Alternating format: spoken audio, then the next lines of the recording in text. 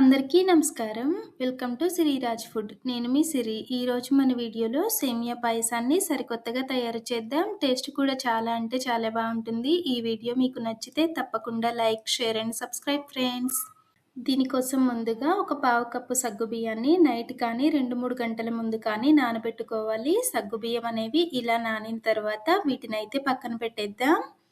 Gas మీద కళాయి పెట్టుకొని ఒక్క స్పూన్ నెయ్యి వేసుకొని నెయ్యి కరిగిన తర్వాత 5, 6 బాదం పప్పు, 5, 6 జీడిపప్పు ముక్కలు వేసుకొని వీటిని బంగారు రంగు వచ్చే వరకు వేయించుకోవాలి. ఈ మాత్రం వేగిన తర్వాత వీటినైతే పక్కకి తీసేద్దాం. మళ్ళీ అదే నేతిలో ఒక కప్పు సేమియాని వేసి సేమియాని కూడా దోరగా వేయించుకోవాలి. గ్యాస్ తక్కువ పెట్టి వేయించామంటే సేమియా అనేవి మంచిగా వేగిపోతాయి అన్నమాట.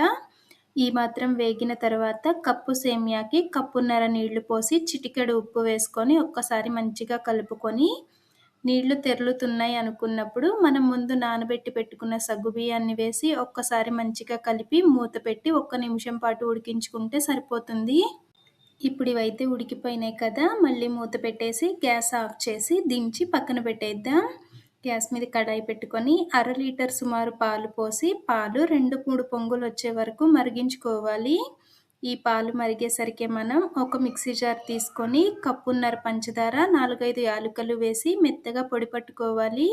పంచదార పొడి అనేది ఈ మాత్రం అయితే సరిపోతుంది. ఇప్పుడు దీనిని ఒక ప్లేట్లోకి తీసుకొని పక్కన పెట్టేద్దాం.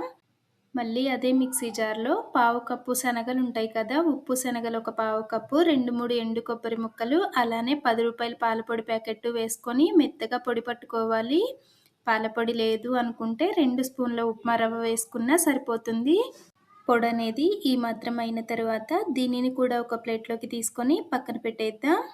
ముందు మనం పెట్టిన పాలైతే 2, 3 పొంగులు వచ్చేసినాయి అనమాట. చక్కగా మరుగుతున్నాయి కదా, ఇలా మరుగుతున్నప్పుడు మనం పట్టి పెట్టుకున్న పొడిని వేసుకొని ఉండలు కట్టకుండా కలుపుకోవాలి. కలుపుతూ ఉన్నామంటే చక్కగా పాలల్లో కలిసిపోతుందనమాట. ఇలా మంచిగా కలిసిపోయిన తర్వాత మనం ముందు ఉడికించి పెట్టుకున్న సేమియా సగ్గుబియ్యాన్ని వేసుకొని ఒక్కసారి మంచిగా కలుపుకోవాలి. గ్యాస్ తక్కువ పెడితే సరిపోతుంది. ముందే ఉడికించాం కాబట్టి సేమియా సగ్గుబియ్యం అనేది ఎక్కువగా ఉడకాల్సిన అవసరం ఏమీ లేదు. సేమియా అనేది చక్కగా ఉడికిపోయిన తర్వాత మనం ముందు పట్టి పెట్టుకున్న పంచదార పొడి ఉంది కదా, పంచదార పొడిని వేసి పొడి మంచిగా కలిసేలాగా కలుపుకోవాలి. పంచదారని డైరెక్ట్గా వేసే కన్నా కానీ ఇలా పొడి పట్టి వేసామంటే టేస్ట్ అనేది చాలా బాగుంటుంది. సేమియా పాయసాన్ని ఎన్నో రకాలుగా చేసుంటారు. ఇలా ఒక్కసారి ట్రై చేసి చూడండి.